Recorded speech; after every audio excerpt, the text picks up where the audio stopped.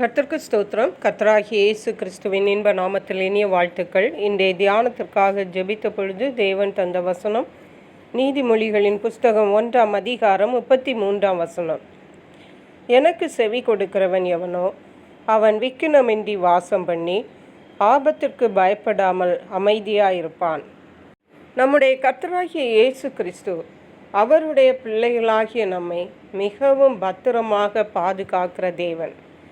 இந்த தேவன் நாம் எப்பொழுதும் சந்தோஷமாக இருக்க வேண்டும், எந்த ஆபத்தும் நம்மை அணுகக்கூடாது, பயப்படாமல் இருக்க வேண்டும் என்று விரும்புகிற தேவன்.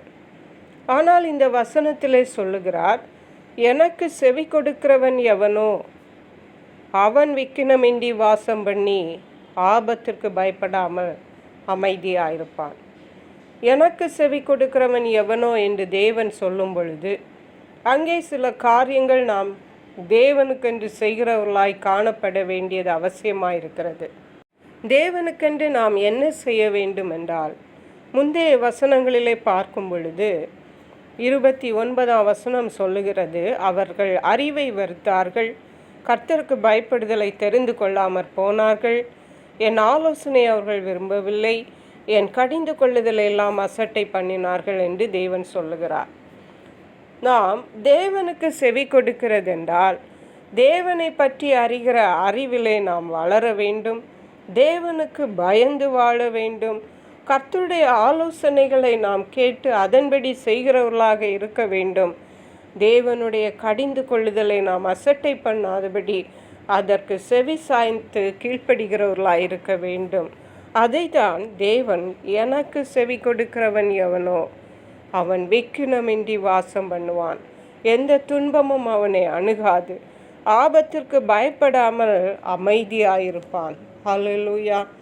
அருமையான கர்த்தருடைய பிள்ளைகளே, நாம் தேவனுடைய பிள்ளைகள் என்று நாம் அழைக்கப்பட்டிருக்கிறோம். தேவனுடைய கற்பனைகளுக்கும் அவருடைய ஆலோசனைகளுக்கும் கட்டளைகளுக்கும் நாம் கீழ்ப்படிய வேண்டியது அவசியமாயிருக்கிறது. இந்த உலகத்திலே நாம் எதை வேண்டுமானாலும் சாதித்து விடலாம். ஆனால் தேவனுடைய சித்தம் செய்து அவருக்கு பயந்து வாழ்ந்தால் மட்டுமே அந்த பரலோக நித்திய ராஜ்யத்திலே நாம் சென்றடைய முடியும். ஆகவே இந்த நாட்களிலே நம்மை நாமே உய்த்து ஆராய்ந்து நம்முடைய வாழ்க்கை எப்படி இருக்கிறது, தேவனுடைய சத்தத்திற்கு நாம் கீழ்ப்படுகிறோமா, அவருடைய ஆலோசனைகளை கேட்டு அதன்படி செய்கிறோமா என்று நம்மை நாமே அலசி ஆராய்ந்து பார்க்க வேண்டியது அவசியமாயிருக்கிறது. ஒருவேளை நாம் நினைக்கலாம், நான் அனுதினமும் ஜெபிக்கிறேன், அனுதினமும் வேதம் வாசிக்கிறேன், ஆலயத்திற்கு ஒழுங்காக செல்லுகிறேன், காணிக்கை சரியாக செலுத்துகிறேன், இப்படிப்பட்ட காரியங்களெல்லாம் செய்கிறேன், இன்னும் ஊழியமும் செய்கிறேன் என்று நினைத்தாலும் மட்டும் போதாது. நாம் கர்த்தருக்கு பயந்து வாழ வேண்டும். தேவனுடைய கடிந்து கொள்ளுதலுக்கு நாம் நம்மை ஒப்படைத்து அதை நம்முடைய வாழ்க்கையிலே பின்பற்றுகிறவர்களாய் காணப்பட வேண்டும். கர்த்தரை அறிகிற அறிவிலே நாம் வளர வேண்டும்.